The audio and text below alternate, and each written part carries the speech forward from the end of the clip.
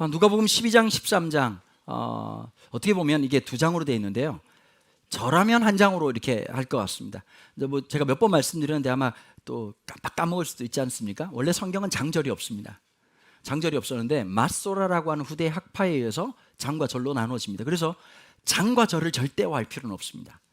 어쨌든 뭐 그 12장 13장을 하나의 내용으로 보시고 전체로 좀 조망하는 게 훨씬 더 묵상할 때 도움이 될 것 같고, 이미 이제 14장 지금 우리가 묵상하고 있으니까요.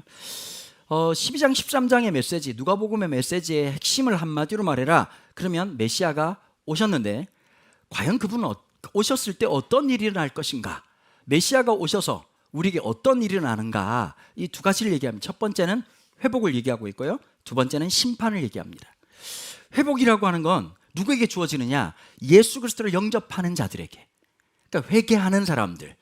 여러분, 예수를 영접한다는 건 그냥 뭐 손들고 예수님 영접합니다 라고 냅다 끝나는 게 아니라 인생에 대한 분명한 조명이 있어야 되죠. 자, 몇 번 제가 말씀을 드렸는데요, 저나 여러분들이 좀 부러운 게 있어요. 누구에게 삶을 보면, 그러니까 아무래도 우리가 자본주의 한바닥을 살아가다 보니까 좀 뭐 재정적으로 여유 있고 늘 이렇게 뭐 좋은 거 이렇게 먹고 뭐 여행 가도 럭셔리하게 가는 거 부럽지 않습니까, 여러분? 맨날 이렇게 뭐 백화점 가서 들었다 놨다 아이고 내 팔자 이런 거보다 뭐 여기부터 여기까지 주세요 뭐 이런 거 있지 않습니까? 이렇게 해가지고 어떻게 드릴까, 할부 일시불이요 이런 거 하는 거 참 원하죠. 여러분 그 뭐 안 되는 거 그러니까 웃으시죠. 근데 이제 또 뿐만 아니라 뭐 애들도 좀 공부도 좀 잘해가지고 뭐 이렇게 어디 가도 뭐 자식 얘기하면 어깨 힘들어가는 부모들 있잖아요. 그냥 뭐 이렇게 어떤 분들은 그냥 기어 들어가는 분도 있어요. 그냥 아들이 있긴 있는데 없다고 생각합니다 뭐 이런 분도 있고, 뭐 딸이 있는데 뭐 그년 얼굴 본 지가 오래됐습니다 뭐 이런 분도 있을 거고, 뭐 근데 이제 뭐 자랑스러운 사람도 있잖아요. 보면 그게 또 이제 서러워. 이게 뭐 이렇게 뭐 말을 하자면, 이번 주에 이제 한 목사님 만났는데 그런 얘기 하시더라고요. 아이 목사님, 현실 목회의 한바닥에 가보니 교회가 좀 작고 좀 교회가 좀 힘이 없으면 어디가 또 참 무시를 당한다 이런 얘기를 하더라고요. 이게 없지 않아 있죠. 보면 사람들이 그런 관점과 그런 게 있으니까요. 근데 여러분, 저나 여러분들이나 아무리 잘나봤자 관짝에 눕는 인생이고, 아무리 뽑아도 여러분 화장터에서 뼈가루 나와가지고 뼈도 너무 곱다 이런 사람이 없단 말이죠. 공허예요, 공허. 참 너무 똑똑한 분이, 지난번에 김창완 씨가 한 번은 이제 그 유튜브 같은 데서 어떤 청년하고 이렇게 질문을 하는 내용들이 있었습니다. 한 청년이 삶이 너무 무거운 거라, 좀 비관적이기도 하고, 좀 똑똑한 사람들이 그렇지 않아요, 그죠? 생각 없는 사람들이 저처럼 묻고 뭐 그렇지, 이제 똑똑한 사람들은 뭐 세상이 뭐 그렇지 않냐. 근데 이제 김창완 선생님이 그런 얘기를 하시더라고요. 내가 젊을 때 늘 너처럼 살았다. 참 지나 보니까 참 후회스럽기도 하고. 그러니까 여러분, 청춘이란 노래를 그거 젊은 때에 참 부르기 어렵잖아요, 그죠? 보면 그런 노래를 부를 수 있을까? 언젠간 가겠지 부르는 이 청춘 이러고 있다 갑자기 이건 뭐 에야 디 완전 뭐 장례식 분위기잖아요. 빨리 깨달아서 그래요. 인생의 덧없음. 어느 날 세월의 자락이 내 얼굴 속에 남아야 아이고 인생 참 젊음도 내게 아니었네. 다 지나보면 헛헛할 수밖에 없는 그 인생 속에, 여러분 지하철을 잘못 탔어요. 바쁠 때 꼭 그러잖아요. 거꾸로 타면 어떻게 돼요? 자기 반성이 필요한 게 아니라 다음 역에서 내려야 돼요. 자기 반성이 아니라 내가 미리 알아봤어야 되는데 그럴 시간에 빨리 내리셔야 돼. 여러분, 우리가 가는 길이 그곳이라면 예수 그리스도를 통해서 만나게 되는 새로운 삶, 우리가 이제 더 이상 그 절망적 사건으로 가는 것이 아니라 하나님의 놀라운 은혜와 그 구원과 부활이라고 하는 놀라운 시점으로 가고 있다는 것, 그 주시는 가장 큰 축복이 회복입니다. 그 전까지는 모르겠지만 우리가 하나님의 자녀가 되게 해주시고, 자녀가 되는 순간 달라지는 수많은 것들, 부모가 책임지고 함께 하는 거죠. 자, 두 번째는 그리스도가 오셔서 하셨던 첫 번째 일은 회복이라면, 두 번째 궁극적인 것은 심판입니다.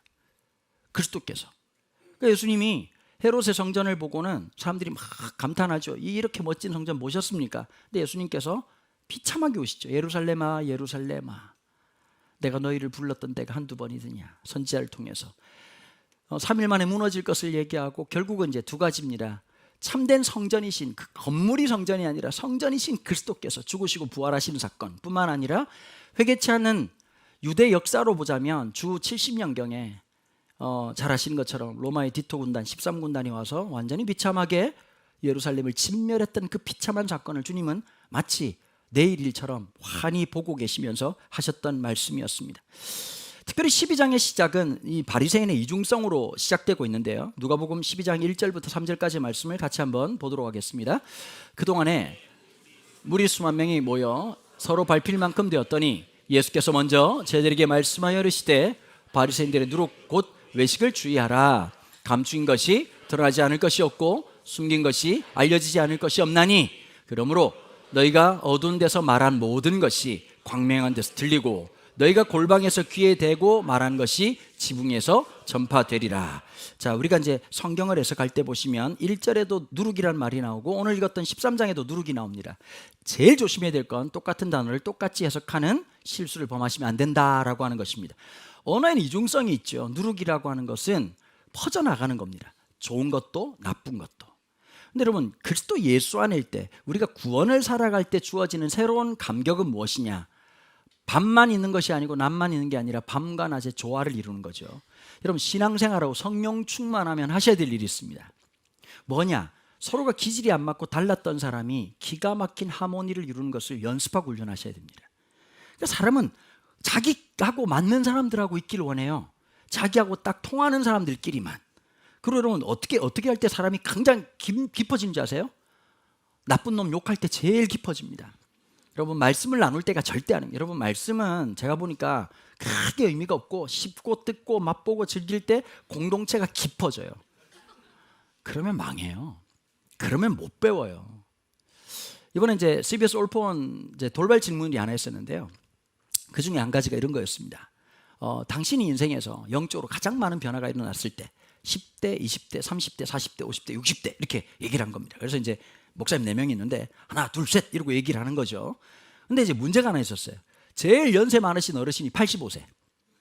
목사님이 살짝 웃기는 얘기했는데 못 웃었어요. 누가 개를 한 마리, 강아지를 한 마리, 반려견을 데려온 거예요. 너무 이쁘더라고. 자기도 85세 되신 목사님이 너무 강아지를 좋아한다는 거예요. 못 키운대요. 자기가 먼저 죽을까 봐. 얘기를 했는데 저 못 웃겠더라고. 갑자기 순간 웃기셨는데 이거 웃으면 바로 보내는 건데 순간 여러분, 사람이 웃음이 나오는 게 있고 터지는 게 있잖아요. 제가 한 5년만 젊었어도 그냥 거기서 분위기 파악 못하고 웃었을 것 같은데 혀를 깨물고 아버지가 돌아가셨다는 생각을 하면서 버텼어요. 근데 이분의 불만은 이건 거야. 예를 들면 10대, 20대, 60대만 하지 말고 70대, 80대도 얘기를 해야지 왜 60대 이후라고 얘기하냐 이거죠. 근데 이제 어떤 분은 10대다. 내가 예수님 영접한 때 내가 20대 때 이렇게 변했다. 30대가 저는 뭐라고 답변을 했냐니까 저는 매일 하루하루 오늘이 나한테 가장 변할 수 있는 최고의 무대라고 생각합니다. 저는 사실 그렇죠. 하나님 기회를 주시는 거고 젊었을 때 이해 안 되는 게 지금도 이해 안 되면 철 안 든 겁니다. 연식이 아깝다. 나이 그냥 밥만 계속 먹었다. 밥만 앞으로도 계속 드시겠다. 아주 그냥 똥만 계속 싸고 그냥 밥만 양껏 먹고 변한 게 없으면 창피한 거죠. 신앙생활에서 조화를 이루게 하느냐? 오늘 내가. 중간에서 여러분 가만히 있는 게 제일 편해요. 근데 서로 A라는 B라는 사람의 갈등 속에서 조화를 이루기 위해서 서로 내 관점 속에서 보면 저 사람이 문제가 있지. 내 생각으로 보면 저 사람 틀렸지. 근데 틀린 게 아니라 다른 것을 알고 물론 틀린 것은 고쳐나가면 되는 거니까요. 함께 조화를 이루어 나가는 것인데 이 외식하는 사람들의 특징은 어떤 것이냐? 자기의 이중가면을 쓴다는 뜻입니다. 외식하다라고 하는 말의 뜻이 가면을 쓴다는 뜻입니다. 저나 여러분들은 기본적으로 다 가면 쓰고 있습니다. 제가 좀 설교를 좀 정직하게 하는 편이라고 그렇게 얘기를 하지만 우리 딸이 늘 그런 얘기 하거든요.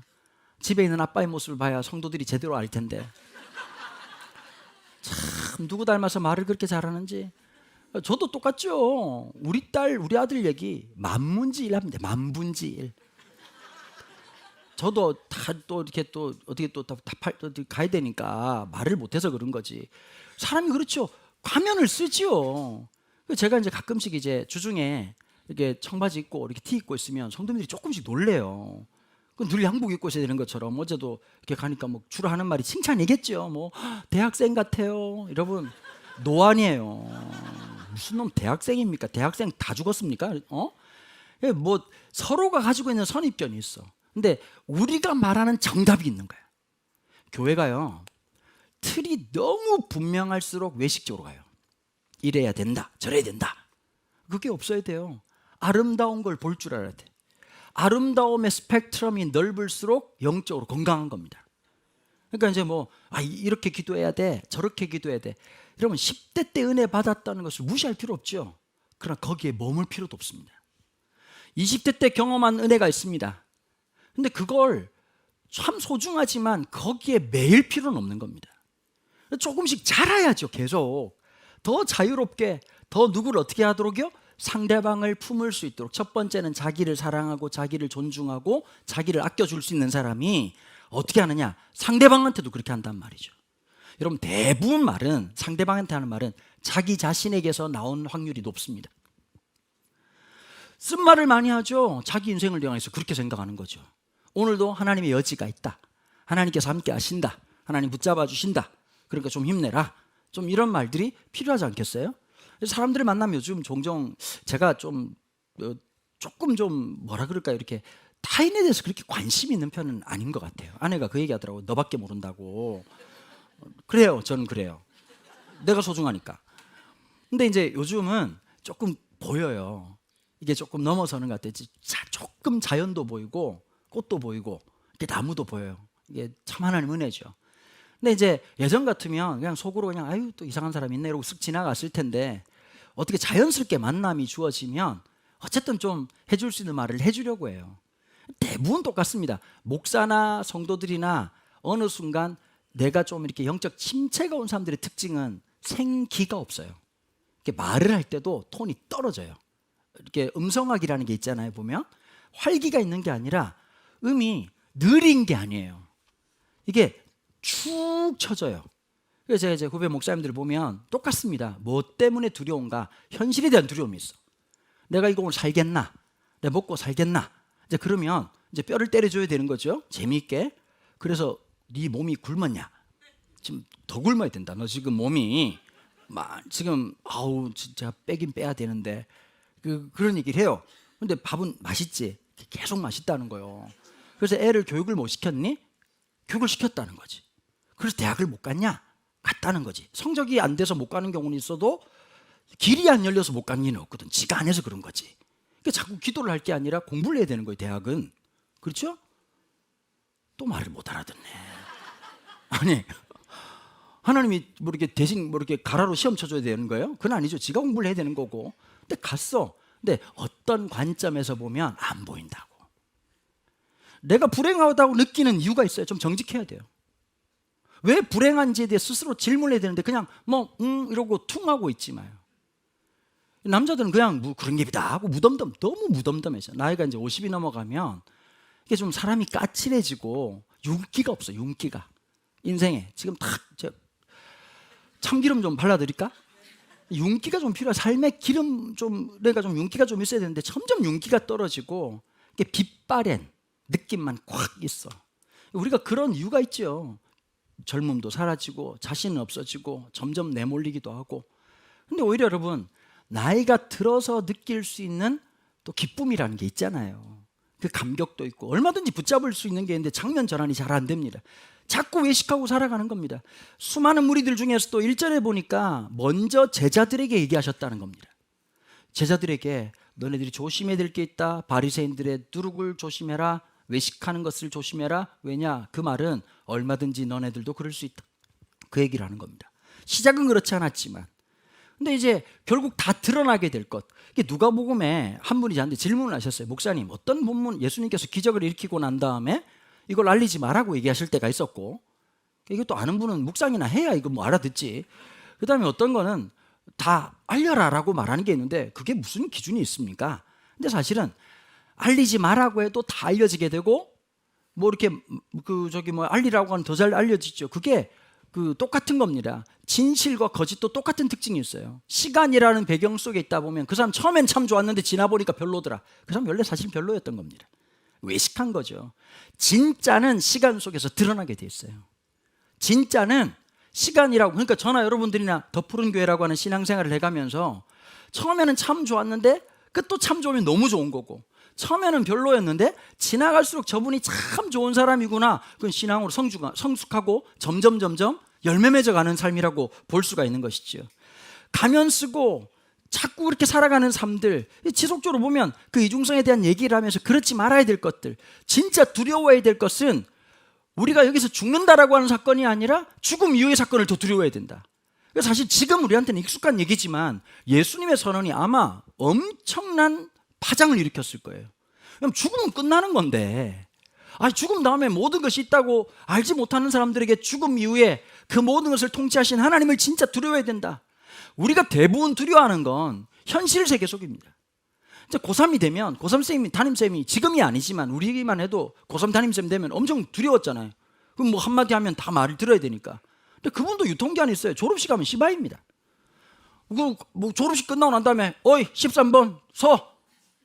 우리 뭐라고 돌았니 이렇게 얘기하지. 서 있을 아니 나쁜 학생들만, 저 말고 여러분들 말이에요. 여러분들 저야 서서 선생님 이렇게 얘기하겠지만, 아니 그렇죠. 더 이상 고3 담임이라고 하는 권한이 없어요. 이 세상에 있는 모든 권한들 대부분 그 얘기한다고요. 친했는데 그 사람이 그 자리 가면은 이상해지는 사람이 있어. 말을 묘하게. 그리고 그 자리 내려오잖아요. 그럼 원래대로 돌아와. 죽여버릴 수도 없고 살릴 수도 없고 진짜 화날 때가 있다고. 그때는 이해를 하게. 그때는 이해가 안 되고 지금은 이해를 해야 된다는 논리도 참 이해가 안 되지만, 이 사람이 자리라는 게 진짜 무서워요. 그러니까 아무도 몰라. 부목사 때랑 담임 될 때 또 몰라. 어디다가 또 어떤 사람이 나올지는 아무도 모르는 거거든. 세월이 지나봐요. 불확실성이라는 게 이게 그냥 이게 뽑기하고 똑같아요. 어릴 때 뽑기 해보셨죠? 네? 뽑기 해보면 꽝인지 금붕어인지 알 수가 없어. 뽑아봐야 아는 거예요. 금붕어 몰라요? 이분들이 마작을 하셨나? 이걸 말을 못 알아듣지? 아니 당연하죠. 결혼이라는 것도 좀 그런 게 있잖아요. 좋다고 뽑았는데, 아니, 뽑을 때 안 좋은 거 뽑는 사람이 누가 있습니까? 몰라요. 이거 1번부터 시작해가지고 100번 써가지고 있다가 짝대기 갖다 대고 금붕어 잘 자랐구만요.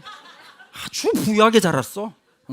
우리 때는 그런 게 있었어. 그러면 그놈 뽐내라고 난리를 쳐가지고 이걸 햇빛에 쪼아보고 간절한 마음을 얻다가 금붕어 걸리면 그거 들고 왔다가 엄마가 그거 먹고 이놈 새끼 당뇨병 걸린다고 엄청 혼났던 그런 기억이 난단 말이야. 아무도 몰라, 인생이라고 하는 것을. 누구도 알 수 없는 그 상황, 난 이래 라고 말할 수 없는 그 모든 것들. 자, 구원의 길을 얘기하십니다. 예수님께서 12장 8절부터 9절까지의 말씀입니다. 같이 한번 읽어보실까요? 내가 또한 너에게 말하노니 누구든지 사람 앞에서 나를 시인하면 인자도 하나님의 사자들 앞에서 그를 시인할 것이요, 사람 앞에서 나를 부인하는 자는 하나님의 사자들 앞에서 부인당하리라. 시인과 부인이라고 하는 말을 언어적 측면으로만 생각하는 게 문제입니다. 이건 실존적이고 인격적이고 관계적인 겁니다. 하나님을 인정한다는 것, 그러니까 지금도 내 삶의 시간표 속에서 하나님이 통치하신다는 걸 인정해야 그게 진짜 시인하는 겁니다. 오늘 내 삶에 마음에 안 들어, 너무 힘들어, 하나님 안 계신 것 같아. 그 하나님의 안 계신 것 같은 그 상황은 내 생각이고, 여러분 아무리 날이 어두워도 해는 떠 있는 법이잖아요. 아침에 내 눈에 안 보인다고 해가 없다고 말할 수는 없죠. 내 눈에 안 보인다고 공기가 없다고 말할 수 없는 것처럼 우리의 감각이 때로는 하나님이 인지 못할 때가 있어요. 365일 어떻게 하나님이 임재하는 걸 느끼겠어요? 답답해도 하나님 여기 계신다. 여러분 보세요. 그 애들이 보통 24개월 때까지는 연속적으로 영상성이 없대요. 말이 어렵죠. 하여튼 똑똑한 놈들은 말을 겁나 힘들게. 여기 리모컨이 있어요. 리모컨이 보이시죠? 보이세요? 보인다고 하는 분들이 있죠. 병원 가셔야 돼요. 근데 우리는 없어졌다고 생각을 안 해요. 애들은 없어졌다고 생각한다고. 그러니까 신앙이 자란다는 건 지금 내 눈에 하나님이 안 보인다고 없어진 게 아니라 내 눈에 안 보이는 거지. 난 영적인 사각지대가 있는 사람이니까. 두려움이라는 것이 사각지대를 만들기도 하고, 지나친 근심이 사각지대를 만들기도 하고, 긴장감이 사각지대를 만들기도 하고. 그러니까 지금 내 삶의 사각지대가 어떻게 해서 만들어졌나 조금 생각하면 하나님이 이제 우리에게 이렇게 여기 있네 하실 수가 있다고. 그러면 하나님이 우리와 함께 하시는구나, 그러니까 신앙이 자란다는 건 어떤 거냐? 내가 지금 느끼기엔 하나님이 안 계신 것 같지만 하나님이 항상 계시다. 하나님의 항상성이 우리 가운데 함께하고 있다는 걸 기억하는 것. 내 문제 속에서. 그러니까 여러분, 다른 거 필요 없고 지금 너무 두렵고 힘든 이 현실 속에 하나님이 계신다는 걸. 여러분, 공동체가 뭡니까? 그래서 도와주고 위로하고 격려하고 전화 한 통, 카톡 하나, 문자 하나, 그게 위로가 되고 힘이 되는 거죠. 저는 우리 부교육자들한테 꼭 그런 말을 해줘요. 고민하지 말고 그냥 전화해라. 저는 그냥 전화해요. 이렇게 갑자기 떠오르면. 미안해요, 다 못해서. 많이 떠오르도록 자주 보이세요? 고정 고객 우대입니다. 근데 갑자기 떠올라요. 그럼 전화하는 거예요. 근데 아내가 한 번은 그런 얘기 하더라고. 당신 어떻게 이렇게 전화를 쉽게 하냐는 거. 아내는 고민을 이빠이 해야 되더라고. 막 이렇게 전화하면 받을까? 이상하게 생각하지 않을까? 그게 이상한 거예요. 뭐 어때요? 그냥 전화하면 되지. 청년이 떠오를 수도 있는 거고. 갑자기 한 10년 제가 3번에 있을 때 사역했던 한 친구가 떠오르더라고. 잘 지냈냐? 애 키운다고. 쌍둥이 그때 옛날에 애 낳았는데 몇 살이니? 몇 살이에요? 목사님, 중학교 때 봤던 애가 벌써 저 38이에요 그러더라고. 갑자기. 오, 그렇구나. 뭐 이렇게 이런저런 얘기를 하는 거죠. 그게 별로 중요한 게 아니잖아요. 때로는 그 전화 때문에 웃을 수 있다면 그게 숨통을 틔워주는 거예요. 아무것도 아니면 그거 연습해 보시라고. 늘 이런 분들이 있어. 사랑을 받기만을 갈구하는 거. 여러분, 주기도 하고 받기도 해야 돼요. 균형을 이루셔야 되는데 늘 자기중심적인 거예요. 자기 생각만. 거기에서 벗어나야 성숙한 거 아니겠어요? 하나님을 시인한다는 건 내 판 안에서만 하나님 인정한다는 뜻이 아니라 모든 것에서, 범사에서, 내 결핍 속에서도, 내 두려움 속에서도, 내 염려 속에서도 그분을 시인하고 살아가는 것, 하나님의 자녀답게 나아가는 것, 그게 바로 우리에게 주어진 가장 궁극적인 길이고 하나님 주신 가장 큰 구원의 이 길이라는 사실을 우리가 꼭 기억하고 살아가야 되는 것이죠. 자, 특별히 이제 12장, 13장 넘어가 보면 한마디로 말하면 이 표적을 구하는 삶. 여러분, 표적을 구하는 삶을 살죠. 하나님이 이제 우리가 한국 교회가 그동안 이런 것만 했어요. 하나님의 사인을 구해라. 하나님의 응답을 받고 난 다음에 뭔가를 해라. 제가 아주 충격적인 얘기를 하겠습니다. 뭐 충격 이럴 것도 없어요. 표적을 구하지 말고 표적이신 예수를 믿어라. 그러니까 보세요. 표적의 모든 총량은 딱 하나를 얘기해. 꿈으로 봤던, 음성을 들었던, 뭐 감동이 심장이 발랑거렸던, 뭐 갑자기 막 식은땀이 줄줄 나, 많아. 스토리는 똑같이 해드릴 수 있어. 그냥 한 300까지는 할 수 있어. 어떤 거 원하셔? 시작할 때 화끈한 거 원하셔? 아니면 끝날 때 쓸쓸하면서 찾아오는 그 어떤 그 싸함을 원하셔? 어떤 거? 쌉싸름한 맛? 어떤 거? 달콤한 맛? 종류별로 해드릴 수 있어. 그 모든 걸 300가지, 3000가지를 얘기해도 결론은 딱 하나야. 표적은 그리스도다. 그분이 우리와 함께 하신다. 그것보다 능가할 수 있는 어떤 표적도 존재하지 않는다. 늘 앉아서 표적을 구하는 거야. 하나님이 음성을 들려주셔. 야, 해라. 그냥 살면 된다. 오늘도 준비하고 오늘도 주어진 삶을 살고 하나님 앞에 나아가면 된다. 근데 늘 우리는 하나님의, 그러니까 늘 찝찝한 거라. 저도 그랬다니까요. 개척을 했어요. 이렇게 사람 밀고 가니까. 근데 자꾸 그러더라고. 목사님은 그 어떤 그 하나님 사인을 받았냐고. 사인이 이렇게 사인 납니까 이게 가지고. 아니, 여러분들 지금 표정은 그건 경매고 지금 야구에서 사인 보내는 거 말이에요. 고마워 집사님, 웃어줘서 나 진짜 집사님 때문에 산다. 나 이분은 정말 인생 드라이한 분들만 정말 빛바랜 모습으로 오신 분들 보다가, 그렇죠, 자꾸 그 얘기를 하니까 가스라이팅. 나는 사인이 있나? 안 해도 자꾸 이제 가끔씩 그런 거야. 여보, 하나님 뭐 말씀하셨냐? 그래가지고 그분 늘 말씀하시지 이렇게. 아유, 말이 많아요 그분이.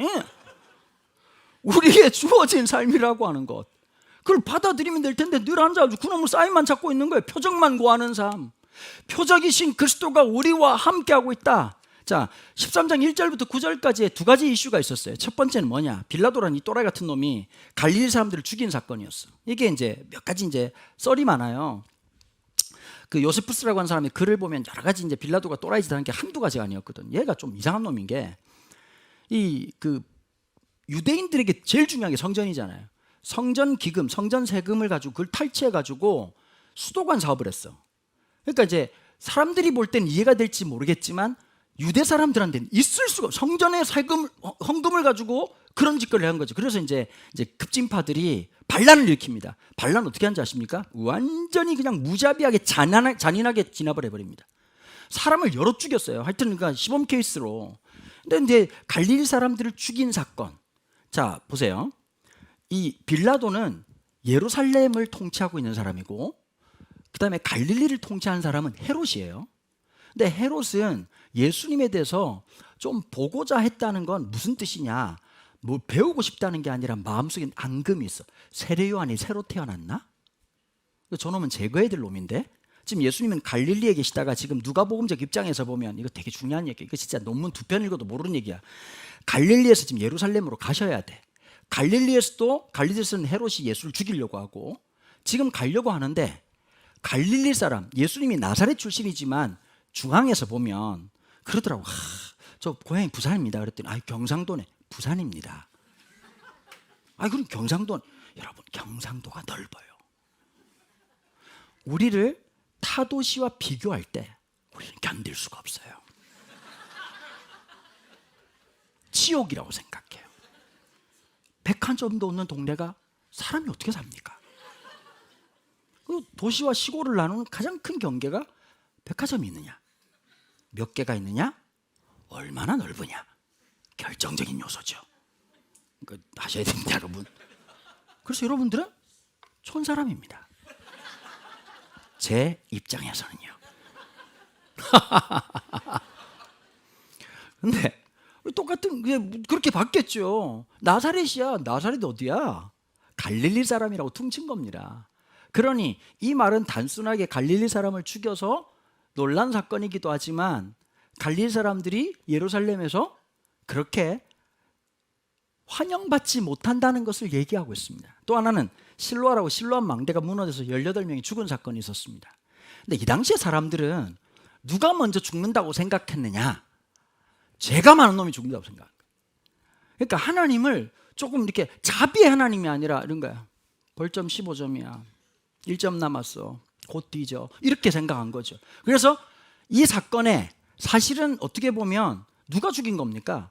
빌라도라고 하는 악한 지도자가 죽인 것이니까 이 시작의 모든 핵심을 만약에 따지자면, 경중을 따지자면 빌라도한테 있죠.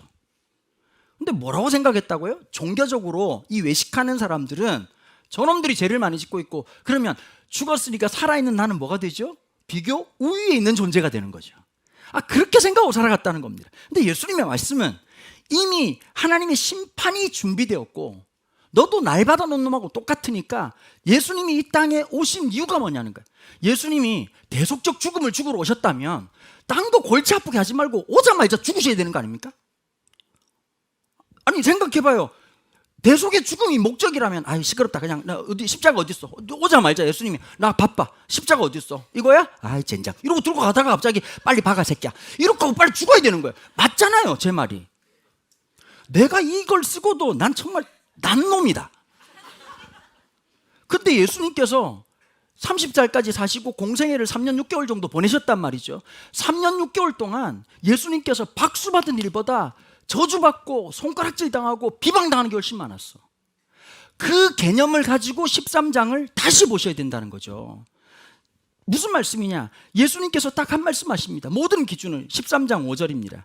너에게 이르노니 아니라 너희도 만일 회개하지 아니하면 다 이와 같이 망하리라.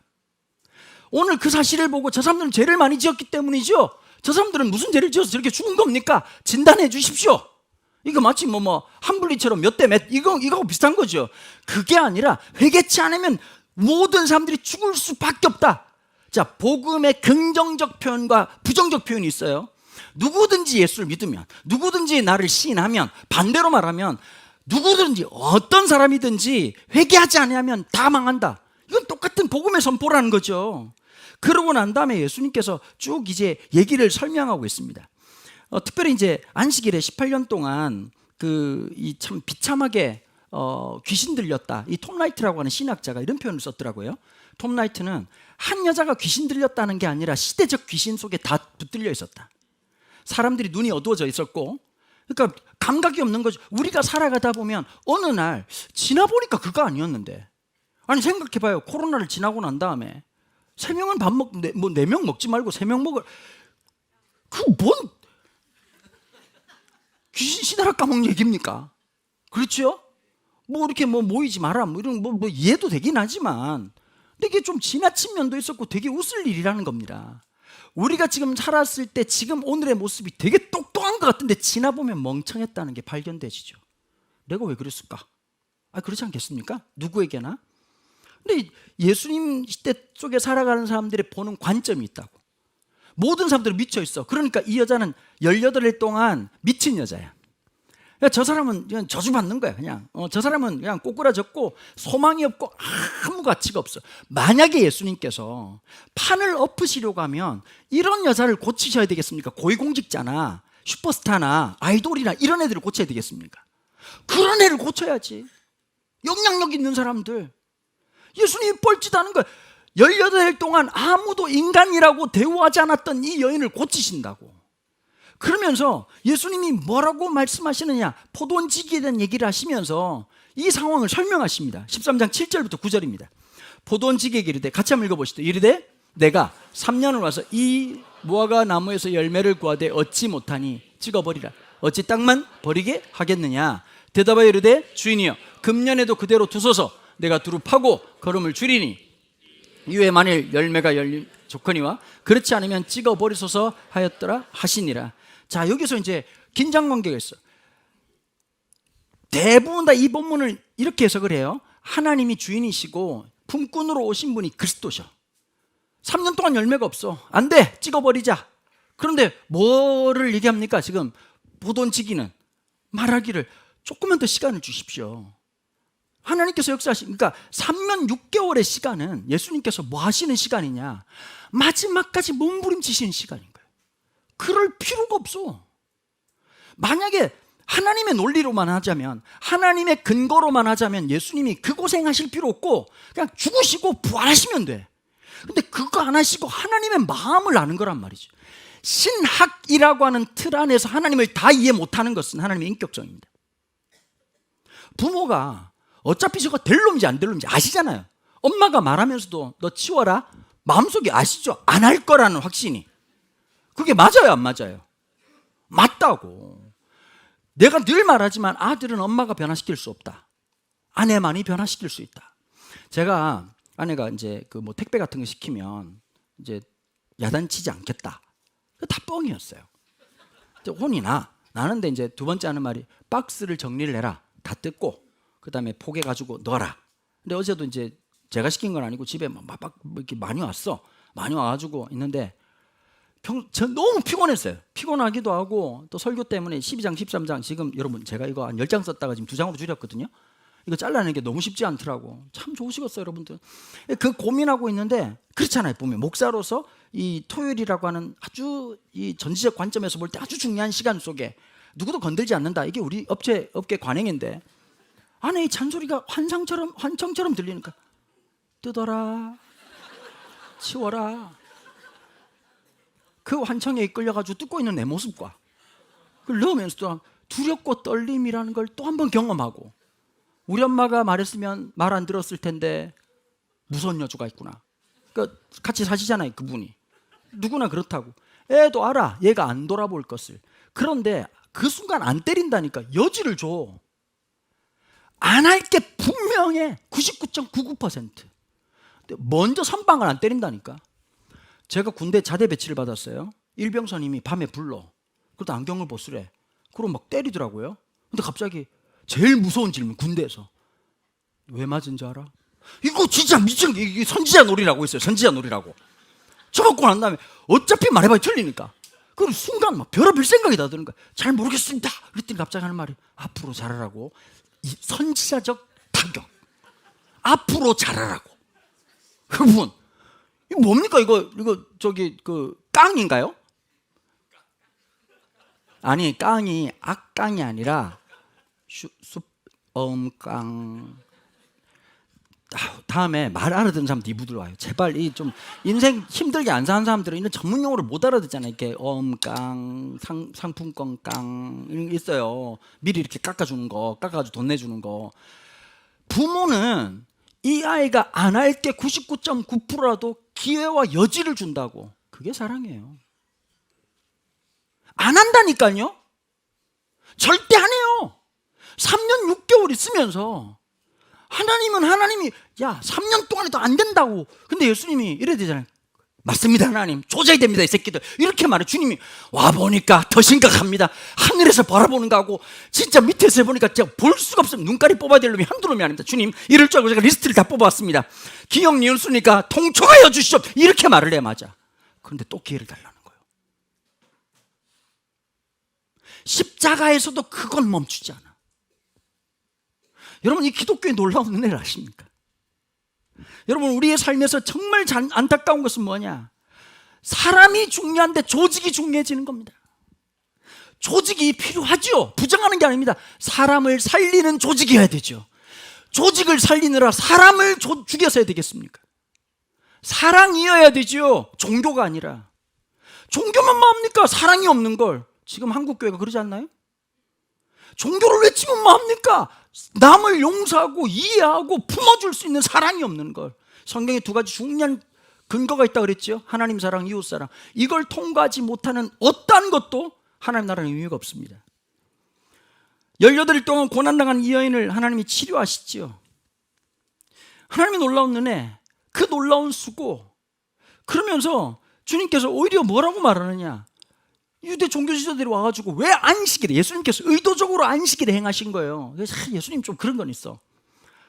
이분도 반골 기질이 보통은 아니셔. 그냥 눈치껏 나 같으면 뭐 이렇게 주일날 뭐 이렇게 한 11시 반쯤이나 이렇게 하든지 하면 이렇게 애매해가지고 이렇게 아이고 시간이 그렇게 안 되는데 월요일 아니었나 이렇게 넘어가면 이게 내가 좀 지도를 했어야 되는데 참 안타까워. 안식일날 그러니까 이걸 이제 이 사람들은 안식일이 전부거든. 신앙에 막 눈 떠가지고 뭐 하나 이거 쳐다보고 와가지고 새벽 기도도 꼭 그런 분이 있다니까요. 언놈 왔나 안 왔나? 그럼 와가지고 막 누가 안 와서 시험 들었다는 거예요. 여러분 오지 마요. 누가 안 와서 시험 드는 신앙이 그게 신앙이냐고. 적어도 안 왔구나라고 바들바들 떨지 말고 아이고 그분 위해서 기도해 주든지 좀 기다려 주든지 그렇게 해야지. 막 목사님 누가 안 나와가지고 목사님 사모님이 안 나와서 너무 시험이 들었다는 거예요. 시험 안 들 교회 소개해 드릴게. 내 진짜 많아 주변에. 나 이제 앞으로 이렇게 나가기로 했어. 난 그래요. 이제 더 이상 착한 거 안 하기로 했어요. 가요.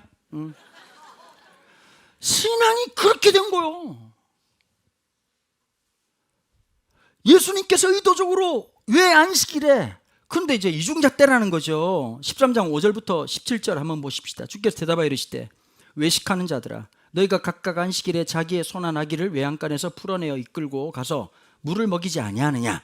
그러면 18일 동안 사단에게 매임받은 이 아브라함의 딸을 안식일에 이리 매임에서 푸는 것이 합당하지 아니하냐? 예수께서 이 말씀을 하심에 모든 반대하는 자들은 부끄러워하고 온 무리는 그가 하시는 모든 영광스러운 일을 기뻐하니라.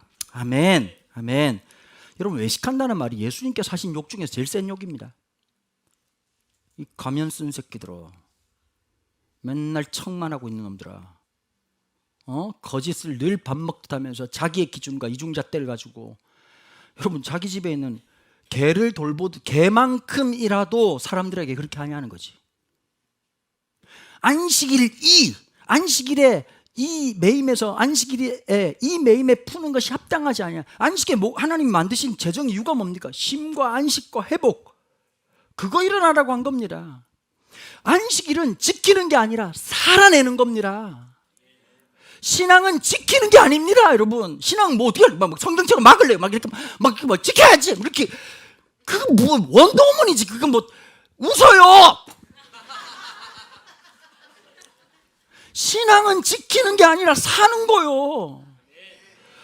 그걸 살아내는데 맨날 앉아가지고 저놈은 저랬다 그러고 저놈은 이랬다 그러고 맨날 정지하고 앉아가지고 비교적 우위에 서는 것이 신앙의 가장 궁극적인 목적이 아니라는 거죠. 자기 짐승 지금 당장 안 먹여도 안 죽어. 지금 물 안 먹여도 안 죽어. 그런데 그걸 했단 말이에요. 그런데 18해 동안 저렇게 비참하게 저주받고 있는 사람에 대해서 늘 앉아가지고 저 인간은 그런 인간, 내가 낫겠다고 생각했겠지. 저주받았으니까, 죄를 지었으니까. 그 사람들 식으로 하면 죄를 얼마나 지었길래 저놈이 저렇게 된 겁니까? 이 말을 했겠지. 예수님은 죄를 얼마나 지었다고 평가하러 오신 분이 아니라 죄를 감당하러 오셨단 말이에요. 교회는 그런데요. 그러니까 여러분, 사실 목사라는 자리는 욕먹는 자리예요. 목사들 몇 명이 모였어. 우리끼리 뭐 한 분이 그러다가 잠이 잘 안 온다 그러고 요즘 막 심장이 두근거린다 그러더라고. 갑자기 딱 한마디 했어. 우리 지금 5명 정신과 가면 전부 다 100% 약 처방 받는다. 100%다. 근데 그 영광이다. 당연하다. 사람을 사랑한다는 거 쉬운 게 아니다. 여러분, 누군가를 사랑하기 때문에 아픈 것을 고통이라고 말하지 않아요. 그건 사랑이에요. 그건 영광이고요. 당연하죠. 교회가 그래 봤냐는 거. 한 영혼을 소중히 여기는 마음을 교회가 잃어버리고 성도가 잃어버리고 한 사람을 위해서 허비할 줄 아는 그 마음과 생각. 그 어느 날 돈이 너무 중요한 거라. 교회마다 장로님들이 자랑하는 게 뭐냐? 우리 교회는 빚이 없습니다.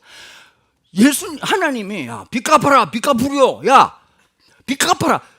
여러분, 물론 빚지는 것도 뭐 때문이냐? 복잡한 얘기지만 빚이 없는 게 목적도 아니고 허비할 줄도 알아야 돼. 애들한테 돈도 쓸 줄 이번에 영화보 하는데 저 돈 많이 듭니다. 진짜 많이 올랐어요. 여러분 도와주세요. 진짜. 나 그렇게 말들 줄 몰랐어. 1억 1천 정도 들어. 1억 1천 정도로. 뭘 놀랍니까? 다 주머니에 이쪽에 한 6천 있고 이쪽에 5천 정도 있잖아요. 보면 다 있지 그런 거. 응? 근데 그런 마음이 들더라고. 아깝다는 생각이 안 들고 거기서 일어날 일을 생각하기가 기쁘더라고.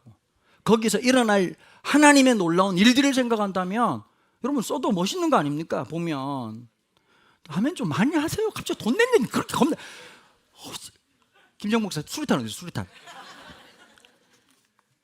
여러분, 우리가 꼭 기억해야 될 게 있어요. 안식일의 법은 안 하는 거, 일을 하지 않는 게 안식일을 지키는 게 아니에요. 이거 했다 저거 했다가 아니라고.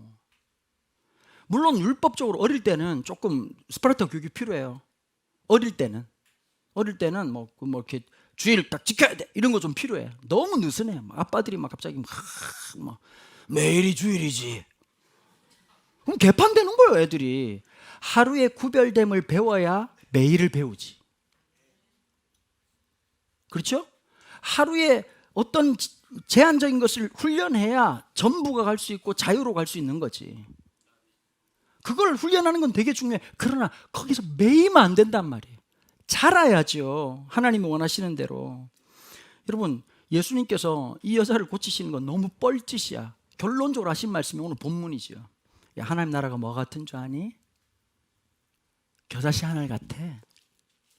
겨자씨라고 말씀하신 것은 너무 보잘것없는 거예요. 예수님이 보실 때 보잘것없는 짓이야. 사람들이 볼 때. 그렇잖아요. 우리에게 은혜 주신다고 뭐가 많이 바뀌어요? 나한테 진짜 소망을 주시고 은혜를 주신다고 우리가 그렇게 드라마틱한 삶을 사는 건 아니잖아요. 뭘 그렇게 엄청난 일을 일으킬 사람도 아니잖아요. 하나님은 그 일 하신다고요. 우리의 인생 속에서 초라한 심령에 하나님 나라의 생명을 오늘도 허락해 주신단 말이죠. 그리고 우리 속에 그 기쁨을 맛보게 해주시고, 혹시 여러분 예수 믿으면서 더 푸른 교회 오셔서 나 참 예배 드리는 게 너무 기다려지고 정말 말씀이 너무 감사하고 찬양할 때 기쁨이 있고 감격이 있다, 이럴 때 아멘 하라고. 내가 그만큼 눈치는 여러분 12개월 무이자입니다. 여러분, 하나님의 놀라운 은혜로 그 기적을 경험하는 거, 그거 말할 수 없는, 설명할 수 없는 은혜 아닌가요? 현실은 여전히 힘들고 고통스러워. 오늘 한 분이 오셨어요. 나보고 그러더라고. 길이 좀 좋아졌다는 거예요. 터널이 하나 생겼대요. 2시간 걸렸는데 1시간 반 걸렸다고. 그렇게 기뻐하더라고. 1시간 반 걸린다고. 그 삶을 움직이는 원동력이 뭐가 있을까? 그게 하나님 은혜라고요. 우리에게 흩날리시는 겨자씨 하나 같은 그 은혜, 마치 가루에다가 누룩을 넣었던 것처럼 하나님의 역사는 크고 대단한데, 여러분 제발 좀 좁지 마요. 한국교회가 맨날 큰 거 좋아하는데 하나님 역사는 큰 데 있잖아요.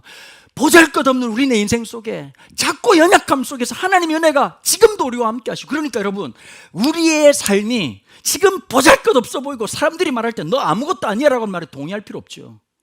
하나님 역사는 여기에 있는 거예요. 하나님이 우리와 함께 하시는 거고, 교회가 아무리 커지고 숫자가 아무리 많아져도 목회자의 관점은 항상 겨자씨 하나 같은 마음으로, 누룩의 마음으로 오늘을 살아가면 그게 정말 하나님 은혜를 통해서 자기를 지켜나가고 풍성하게 만들고 공동체를 건강하게 만들 수 있는 가장 큰 비결 아니겠습니까? 사랑하는 성도 여러분, 우리가 그거 하십시다. 그 삶을 살아가십시다. 맨날 앉아서 대단한 걸 바라보지 말고 오늘도 주신 하나님의 은혜가 또 흘러갈 수 있도록. 여러분, 신기한 게 있다니까요. 한 번도 안 해본 삶을 한번 살아보세요. 한 번도 늘 어떤 사건이 있으면 결론은 똑같았어. 갈등, 헤어짐, 깨짐. 그게 아니라 그것 말고 더 수준 있는 것을 하려고 하는 생각과 시도, 그게 하나님 나라가 시작된 거예요, 우리 속에. 이렇게 교감이 안 돼서 설교를 어떻게 찝찝해서 끝내나. 난 진짜, 나 오늘 공황장애 예약해 놓을게. 이거 안 되겠다. 와, 이거 세네. 이거 못 알아. 오늘 담임 목사 뒤지게 만들자. 나도 지난주 좋습니다 쉬니까. 여러분, 잊지 말아야 돼요. 오늘 우리 속에 있던 그 작은 하나님의 역사가 절대로 머물지 않는다니까. 살아내는 것, 살아보는 것.